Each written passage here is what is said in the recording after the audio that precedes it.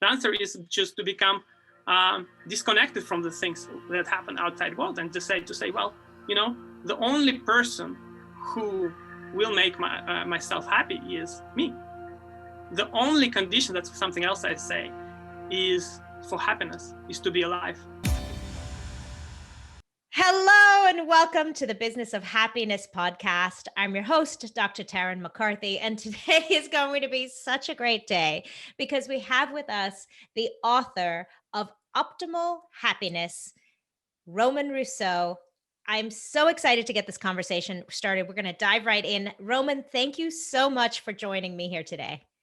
The pleasure is all mine. Oh, I cannot wait to get started talking to you, Roman, because I've been studying your website on optimal happiness and your philosophy behind optimal happiness. And I'm so eager to share with my audience your perspective.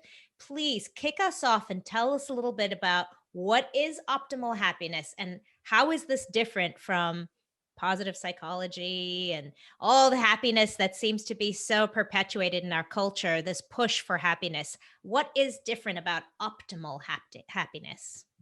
Well, how I see it is everybody wants to be happy, right? And there is this idea going around that almost like everybody has their own definition of happiness. What is it, right?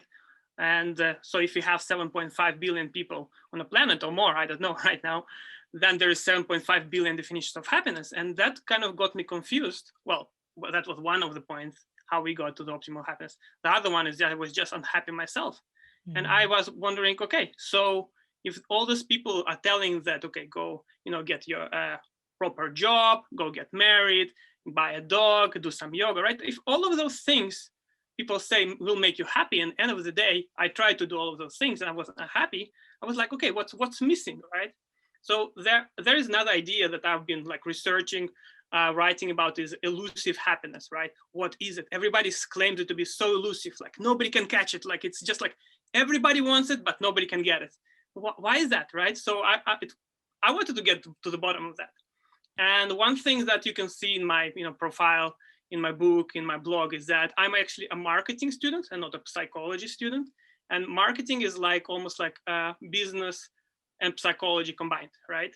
So when I was researching the topic of happiness, I thought, well, you just missed it. Somebody must have written about it. Written about it, okay, and I just didn't read about it yet. Like okay. It's somewhere. I just have to like research, and then by doing this work, by going out there and looking at everybody's definition, at 7.5 billion definition of happiness, I didn't look at all of them, but I was just putting together. Okay, so this person says ice cream is happiness. This person says yoga is happiness, right? I've kind of made a whole big pile of it, and then I said, okay, let's make sense of that, right? And I came out with 6 different big chunks. And I said that actually in the end, if you have those chunks, which are called pillars of happiness, you will be happy. So if you can guarantee that you have those 6 pillars working for you, you will be happy. And of course, the pillars are very superficial. I can call them like, for example, one is money, one is health. One is the relationships. One is your productivity or goal in life, right? One is your emotional intelligence. And the last one is spirituality. If you have all of those, and you need to look at breakdown, what they consist of as well, then the happiness is guaranteed. And so if you have this model of happiness, you can also learn how to optimize it, right? And that became optimal happiness. I love this concept because what it helps us with is create a very linear algorithm to follow. So if you're feeling unhappy or depressed, or you feel like something's missing from your life, you can kind of jot down these 6 pillars and see what's missing. And that gives you kind of some control, some power back. And even just having some action to take feels better than having no action to take, than victimization. So let's start with that first one you mentioned, financial happiness. So break that one down for us a little bit. You're saying that if you don't have any money, you're not happy. Or is that number different for every person? Well, for sure that if you say, for me, X is what I need to live a proper, happy life, for one person it's going to be not enough money. and for other person, it's going to be too much money, right? So your number might differ from other person, next person. But what we see in when we study this subject is that as long as you satisfy your basic needs, so water, shelter, etc., that's your basic requirements for happiness. Okay, if you don't have those, then you're gonna be for sure unhappy, right? And you can assign a monetary value to those, like how much your house costs, how much your food costs per month. So you can think about those stuff, right? But you can also always say, I want to have a better house, I want to have a better food, and I want to go more out. I want to have more enjoyments of life, and that's where your monetary value to happiness can be anything, million, billion, whatever, right? So what people who made those studies realize is that you don't need to have $1 million. You don't have to have $1 billion. Of course, everybody is aiming at those numbers. But if you have a certain amount of money, which is enough for you, you will be happy. That's the number you should be aiming at. And once you reach that number, what you should do is stop making money for the happiness sake. You can earn money for other reasons. Like, for example, if your personal goal, your mission in life, like Jeff Bezos, is to go to space, then you might need a little bit more money than for everybody else. But you really need to go inside yourself and think about that other pillar of life, like purpose, right? What's my purpose here, And stop working. A lot of people who are working so much, they overwork, they're depressed, and they don't know why. Well, maybe if you quit the job when you reach that number of money that you need, then you can have that time to figure those things out. And there's every pillar, there's so much to say about every pillar, but this is like maybe say a basic breakdown of the monetary pillar. So maybe people are relying too much on one pillar and ignoring another pillar if they're feeling unhappy. Yeah, that's what we see all the time. Let's think of gym junkies. You heard that term, right? Yes. Okay. People who just like, I need to have like 6-pack, 8-pack. I don't know how many packs there is. I need to have like muscles, bare biceps. And they keep on working it. Why they think about it is because they say that if I have those things, I'm healthy to pursue any other pillar. If I'm healthy, I can achieve any other pillar, right? The same thing we see with money. Say, if I'm rich enough, I can buy anything. Or if I have enough friends, my network will come together and give me anything that I need, right? But so what we see a lot of time is that people often focus too much on one thing and forget about something else. And then they ask us, well, I'm financially good. I'm financially rich. I'm healthy. I'm a gym junkie, buffed up, but I'm unhappy. Why is that? Well, you're not doing the other things that you should be doing. So yes, like we were saying before, perhaps the solution for happiness in that case is to stop working on things that you already have enough and to focus on the things that you could improve. So Roman, in your journey, when you came to this discovery and you reflected back to the time when you were so unhappy, what was the pillar you were missing? It's hard to say, because what I also discovered is that there is multiple things that you can be always working on. And the idea is that sometimes people think as well that, well, when I reach a certain goal, I can relax. There is nothing else to do. I'm happy, the perpetual happiness, right? But for me, what I realized is it's not always a destination. It's a journey as well. The destination is the goal. Some people say, well, it's not about destination, it's about the journey. Some people say, no, it's about the destination, not the journey. But it's both. It's both things. So you have to keep on working on everything. You have to keep on working on your life to be happy.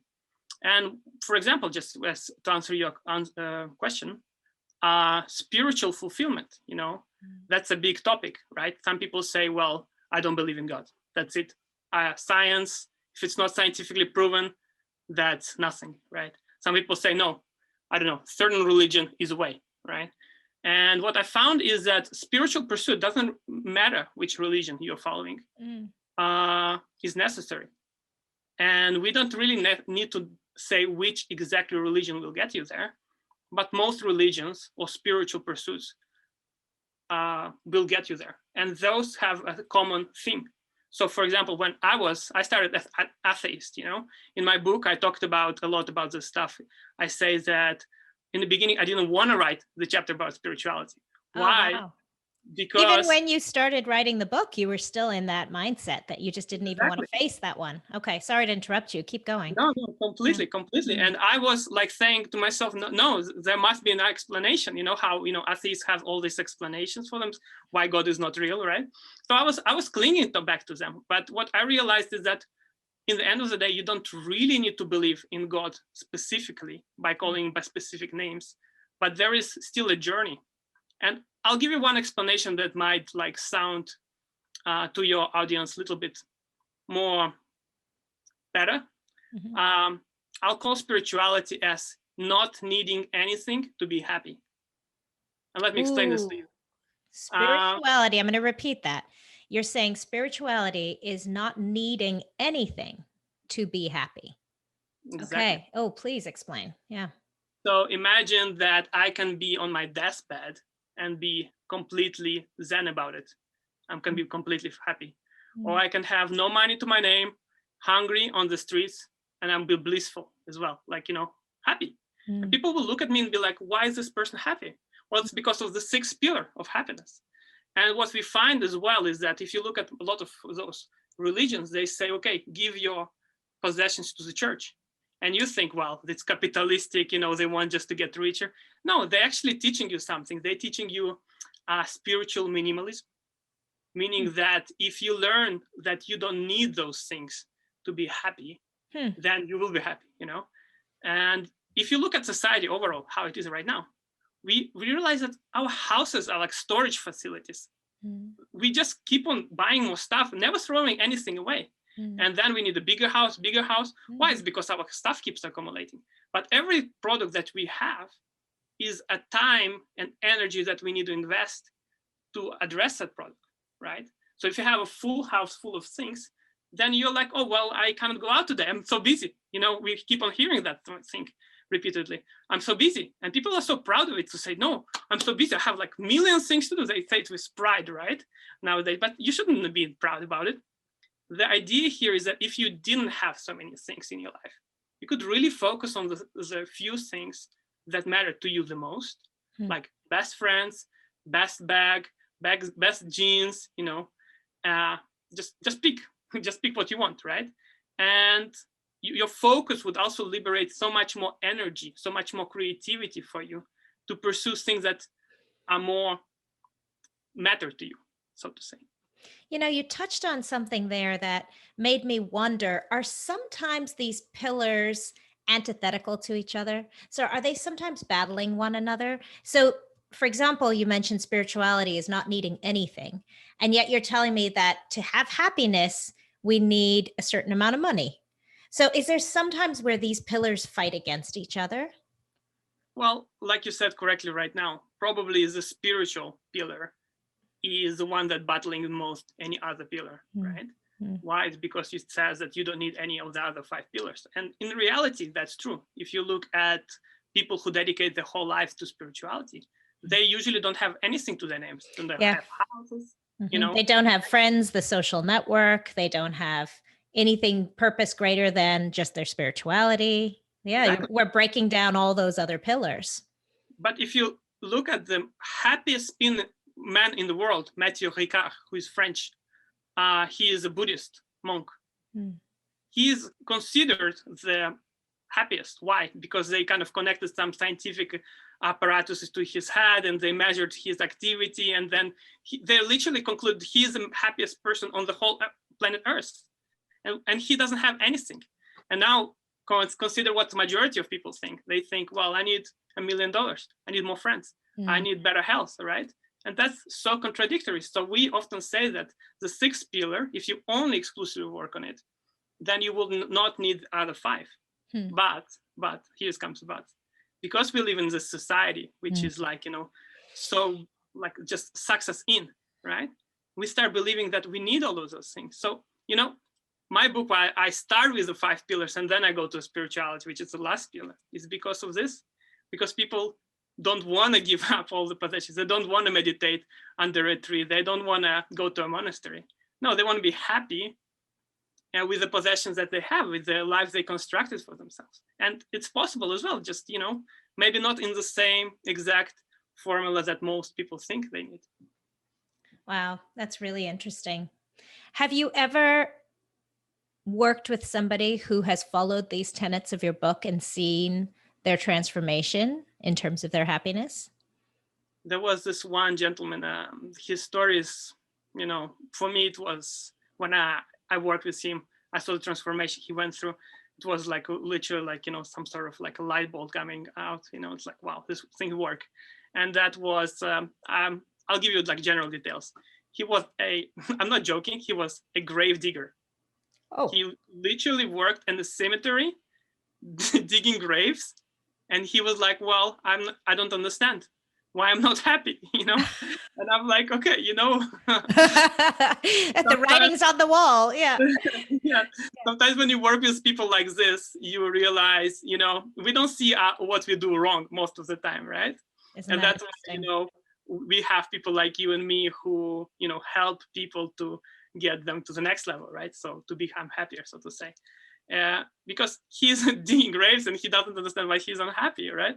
So I said, okay, well, his situation was more complicated. He didn't have any friends.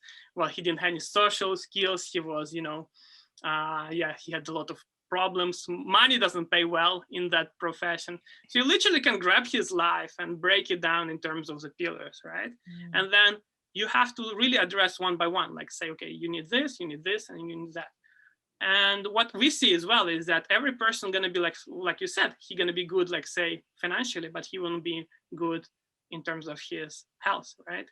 And again, if he's bad in his health, he doesn't understand it, right? So you need to really can say, hey, let's sit down, let's talk about this, And people will resist so much.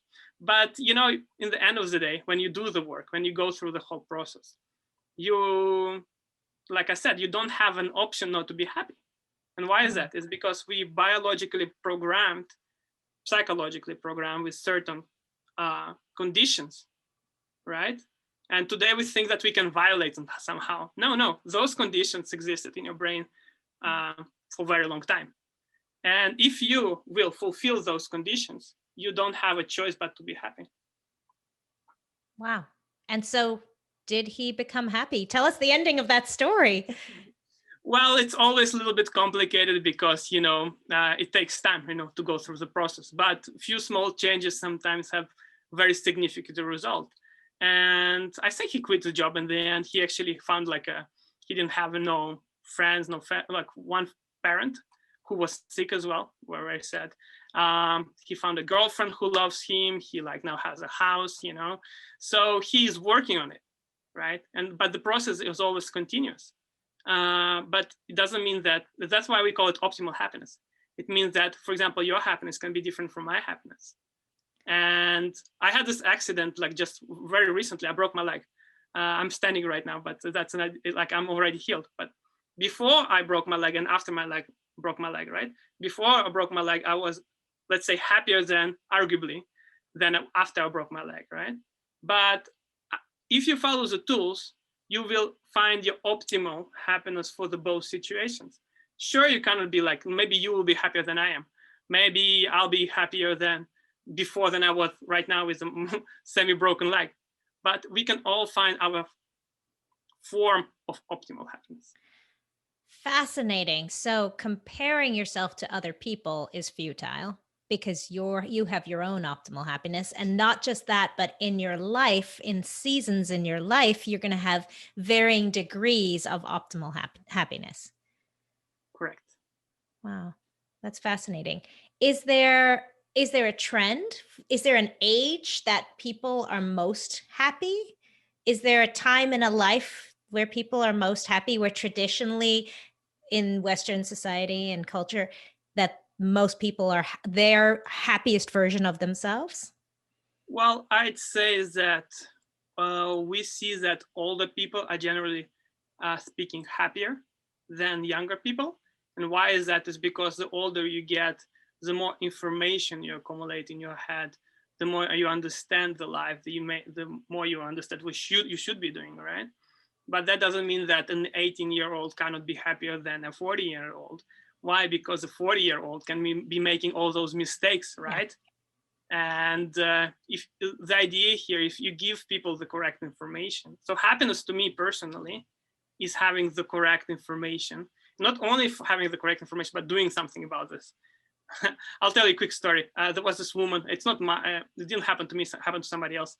She came to a happiness seminar and she says, well, I'm happy. And the guy says, well, look at your face.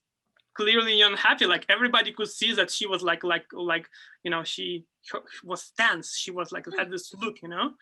And so who can, like, sometimes we have this image of best version of ourselves.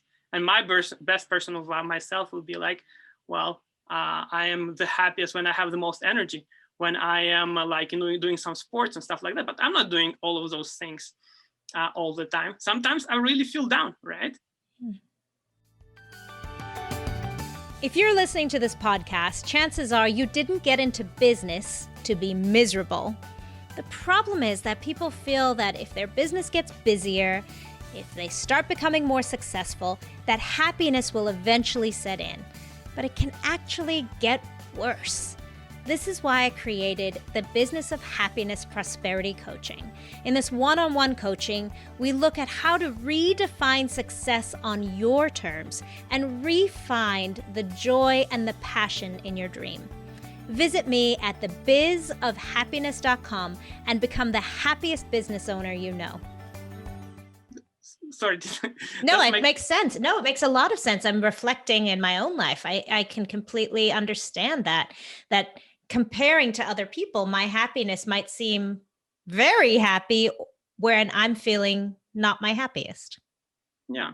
So just to kind of round up the previous point is that I believe that if you have the right information, if you act on the right information, you should be happy. You should be happy. If you are not getting the result that you want, you can say anything to me. You can say, well, I know this. Well, if you know this and you're not doing it, then you don't know it, right? Yeah. So we need to do things, but we also need to have the right base. So one of the questions I was going to ask you is, why are people unhappy in general? If all of these 6 pillars you've mentioned, we've all heard of all of them. There's nothing really new there. So why is it, if we all know this information, why are people so unhappy?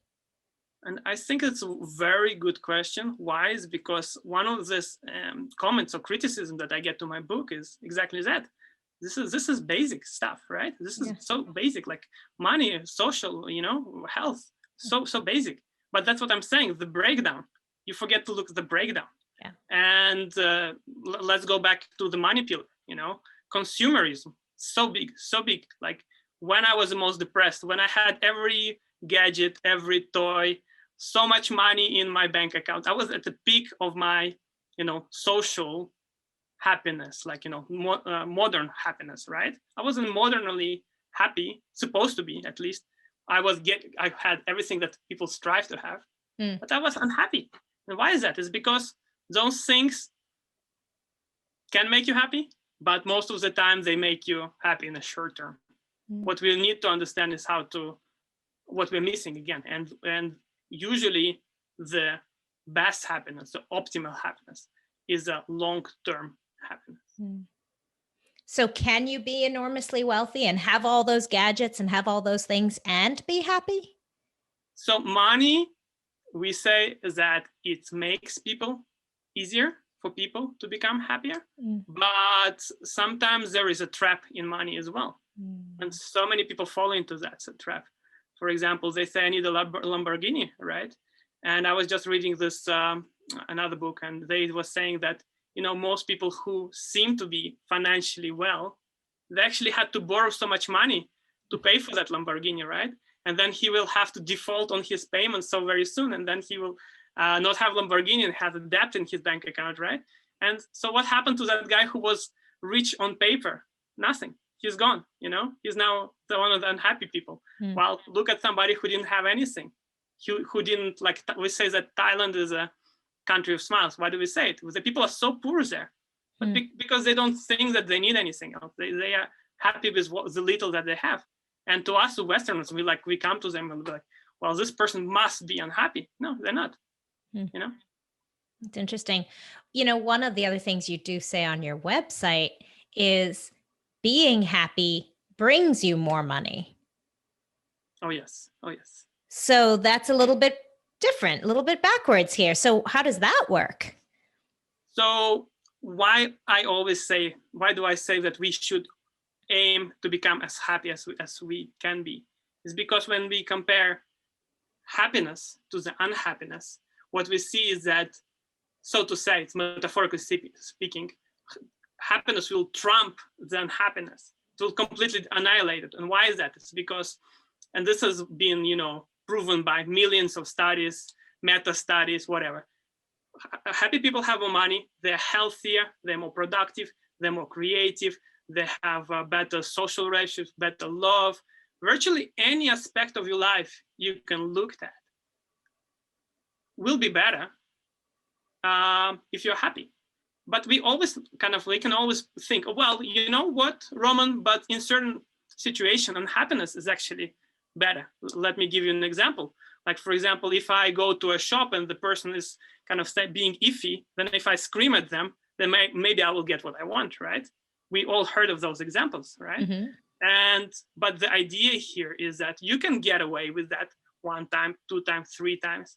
But in reality, what you're sacrificing for being that unhappy is so much more.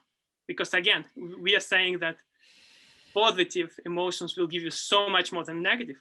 So one of the rules that I kind of give people around is like, completely disregard any advantages that you can think that will come from being unhappy, and completely focus on being happy, because it's going to be completely 2 different stories. And the degree to which you will enjoy the advantages of happiness is the degree to which you will be happy yourself. Hence, optimal happiness. Aim at your happiest possible point. It's touched on something that I hear often from people, and that is what do you do when you've been wronged? So you alluded to it in the grocery store, but let's say on a more emotional level, your husband has done you wrong, or your boss has someone has done something to you that's very unfair, that anybody who looked from the outside would say, wow, that was a really bad thing. And like you said, it feels really good in the moment to get really angry. It feels like you take your power back a little bit. You begin to acknowledge that this was the wrongdoing. But how do you use this technique that you were just mentioning about having a more positive perspective in terms of long-term happiness, as opposed to that unhappy moment that you're in immediately following a wrongdoing or a bad situation, or the economy crashing in on you, anything that happens outside of you? How do we take that unhappiness and see that the positive aspect of it is better for the long-term happiness? Well, you touched on something which is a very hard situation, and any psychologist will tell you that it's very hard, is that if you have somebody negative in your family, right? Because if it was your friend, you could just leave them, right? If it was somebody that's negative, the commonly advice we hear is that surround yourself with the happy people, right? But in certain situations, you cannot do it. It's your mother, your father, your grandfather. Then what you do, So in those situations, I always say that you can't really change the other person. The other person has to make this decision for themselves, but you can always change yourself. And this is a very tricky subject, because what exactly do you change? How do exactly you become a different person? And I don't really have a good answer for you here, but what I will say here is that you have to distance yourself somehow from that, But one thing we need to realize for certain is that, say, this pandemic happening right now, right? It's this negative situation happened to us, but we could have predicted that it would happen to us. We couldn't say exactly what would happen to us, but we could know for certain that something would have happened to us, just given enough time.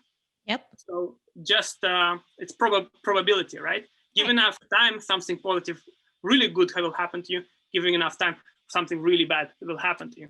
And so people live in some sort of fairy tale. They say, well, I have to wake up one day and everything's going to be perfect, right? And that's not, the world is outside your control, so to say.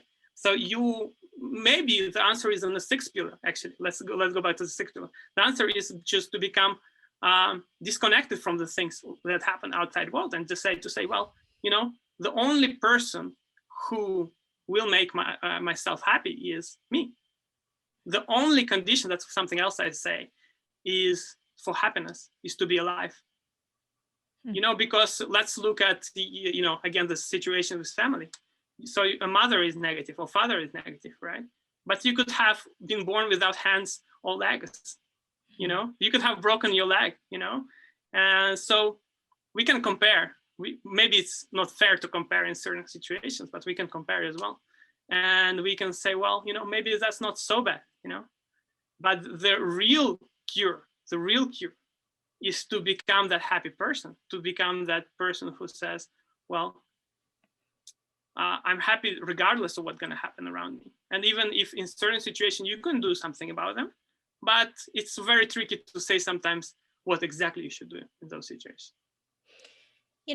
One, and I don't know which pillar this would fall into for you, but one thing that I've learned about happiness is that often what's missing is self-compassion, self-forgiveness, and self-love. You can have health, you can have financial wellness, you can have purpose, you can have even a spiritual understanding, but something that seems to interrupt people is when they beat themselves up for not getting somewhere fast enough, or telling themselves, I'm not happy enough, comparing to someone else, or the journey's taking too long. I want to be there faster. Where does that fall in? Which pillar does this fall into? Is that self-compassion? I'd say that, like you said correctly, it's several pillars. So sometimes it's exactly the way it works. It's because, for example, let me think of a good example. Like for me to be able to exercise, I need some money, right? Or I need some connections to get to that goal, whatever goal I want to have. So sometimes a certain goal will be several pillars. But so personality, like let's say, personality is I put it in a spiritual pillar, but let's call it like self-compassion. Self-compassion would probably fall into emotional intelligence. And emotional intelligence, what we see is that, for example, depression, right?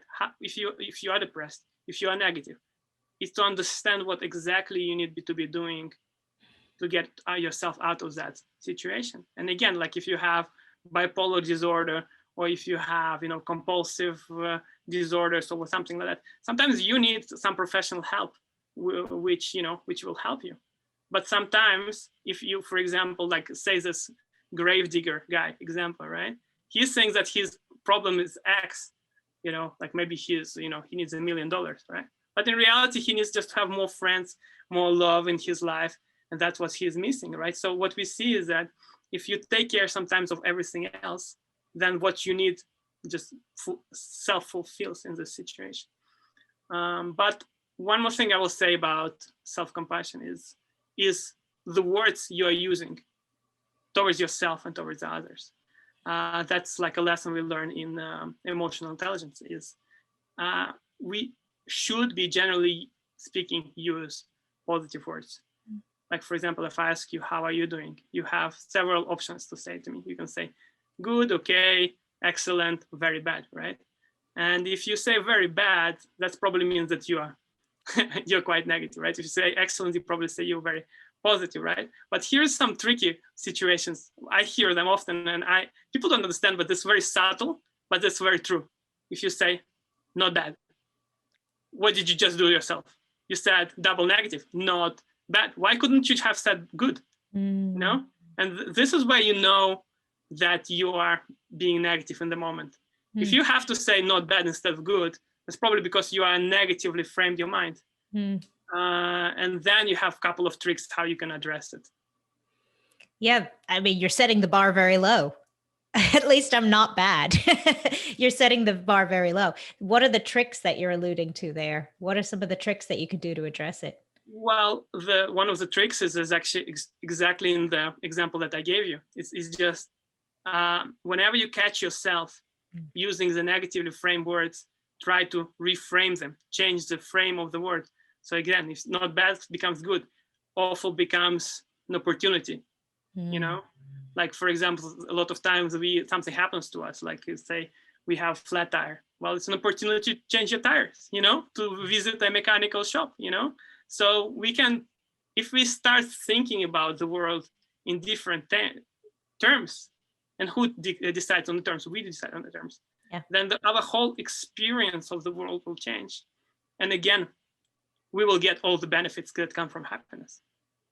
Yeah, it's fascinating, the power of words, because like you said, our language is so personal. That word means something different to me than it does to you, not just because English might not be your first language, but because it has a history with you, because you have a certain relationship with that word, and it means something very different. So I think that's very powerful. What you said is the language that we use is so personal to each one of us. Yeah. And I just give you an example. I heard it very, very recently, so it's just with me right now. Is somebody is just like, it's a conversation between somebody else, right? And this person, one person says, well, why are you raising your voice at me, right? And but this person saying I'm not, right? The second person, I'm saying I'm not raising your voice. So, and I kind of intervene and I say, wait until he starts raising your voice, you know, then you will see the difference. You know? Fascinating. Yeah, absolutely. So what is the most interesting thing that you learned, or let me say surprising thing that you learned as you were studying happiness more and more? Well, is there anything really surprising? Yeah, it could be like almost like a takeaway though from the whole thing is like, this world doesn't have to be like some sort of punishment. You know, it doesn't have to be some sort of negative experience that you have to endure. Everybody, as long as you're alive, can achieve your version of optimal happiness and make this journey into a wonderful adventure. And the only thing that you need to do is, you know, you cannot change the world again. You know, the world will be as it is, but you can, and you have the power to change yourself. Oh, I love that. I love that. What do you think your superpower is, Roman? My superpower, yeah, well, I was in Russia once, and this culture is just definitely, generally speaking, is known to be rather pessimistic, right? And there's historical reasons for that. But for example, you know, I talked about this one Russian person, and they said, no, well, we're not so pessimistic. And I said, well, if you compare yourself to, say, you know, somebody from Europe, or say from somebody who is really happy, say in Canada, then you can see that, you know, that the difference, you can see how much it's different, right? So the Russian person will think, well, everything is getting better, you know, our economy getting better, you know, situation getting better for the people inside Russia, but, you know, you still have to compare yourself. Maybe you can be on the next level. And how does it come back to your question is that when I was in Russia, a lot of people just tell me, Roman, this is such a, you know, good thing that you are so positive. So, you know, it's like a breath of new fresh air, right? Because everybody is so negative around. It's just like, it's crazy. And so again, coming back to the positive benefits of happiness, it's a spillover effect. There is a spillover effect. So it means that if you are happy, you can make somebody else day better, and that person will make somebody else, and so it becomes like a virtuous circle. And again, if you like say something bad towards the next person, you know, it's like, you know, just like anything, then they will become negative, then they will be negative towards the next person and the next, and this is just like that vicious cycle. Yeah, vicious cycle. So yeah, my superpower, if I can say so, is just being positive. Just like it makes the world a better place, you know, it makes everything better. So, yeah. So cool. So cool. You know, before I ask you our final question, I'd love to give you an opportunity to let our audience know how to find you. Of course, all the links for reaching Roman and understanding more about optimal happiness. And I highly recommend checking out his website. There is so much information on the website, and he breaks them down in those pillars beautifully. So if you've identified a certain area in your life that you feel like needs improvement, he has great suggestions and tips and tools. And all of these links will be in the show notes. But Roman, if anyone's driving the car listening to this, how can they find you? Well, I actually been doing some promotion on my social media, and we just putting like happiness quotes, so to say. So people can, subscribe to any of my social media, and you just Google optimal happiness and you'll find it, right? And you will see daily quotes by some of the happiest people in the world, filtered by the happiest people in the world. And why this is important is because there's so many quotes which are kind of wrong, in my opinion, personal opinion. So yeah, just go on the social media and you find like almost like a bonus for yourself. Oh, I love that. An additional resource. Thank you. And definitely check out the book too. I'm assuming I haven't read your book yet, but I'm so excited to. I'm assuming that in the book is also a breakdown of these pillars. Yeah, that's main part, right? Not only, but that's also. Yeah, so find it on Amazon and go visit the website, Optimal Happiness, right? I'm sure that if you Google it, will pop up. So. Fabulous, fabulous. Well, the final question I have for you here today, Roman, if you could leave us with one 30-second inspiration, there's so much in your book, there's so much on your website. If you tied it up with a bow with one deep thought about how to achieve happiness, what would that be? It's very good. I think that the search for happiness is universal, and everyone in the core of their being wants to be happy. So if you could do something like good for yourself, then just study the topic. That's going to be one of those most leveraging activities that you can do. You will become happier, and everything else just going to become better in the process. Wonderful. Thank you so much for today. I appreciate you, Thank Roman. you. Keep doing what you're doing. It's making huge impact in the world, and I'm so excited to be sharing your message with my audience. Thank you. Well, there you have it. You can reach for optimal happiness. And as Roman says, we all have the power to be able to do so. Thank you so much for joining us again today. And remember, today's going to be a great day. Bye-bye.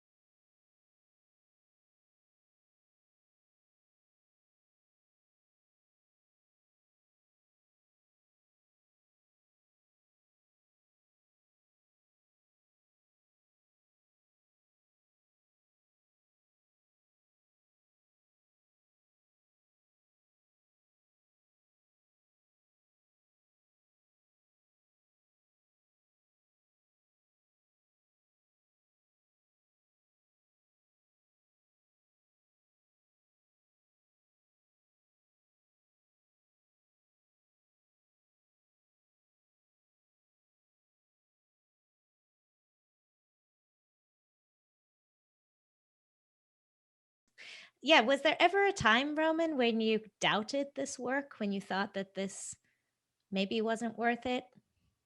I guess that beginning when you weren't happy, that's the time when you want to be happy, right? It's not when you're happy. When you're happy, it's you just enjoy life, right? So I had my own deal of unhappiness, and I didn't know what exactly I needed to do to reach the point where I would be content with my life. But in the end, I read this quote. It's by Aristotle, and he said that it's happiness is the most important things you can do, right? So it's number one goal. And if you look at other philosophers that follow, like all the Stoics, what happens? The French Revolution was built on happiness. It's all just telling you that one thing and one thing only. We are all on this planet for one purpose only: to be happy. And everything else that we do is for the sakes of that first reason, right? Just to give you an example, is like if you buy a car, you don't buy a car because you think the car, you need the car. No, you buy the car because you think it's gonna change your life in a positive way. It's gonna give you the status, it's gonna give you like less time in traffic, etc., etc. But why do you need those things? It's because it gives you like positive emotions, aka happiness. So if everything we do is for the sake of happiness, then you need to get it. But the trick is to realize that that's the number one goal that we all need to pursue in our life. So did I doubt myself? I didn't know what happiness was. And when I realized that above all, I want to be happy, that's when I managed to find what exactly I needed to fulfill that promise. And when I did, the life became a wonderful adventure.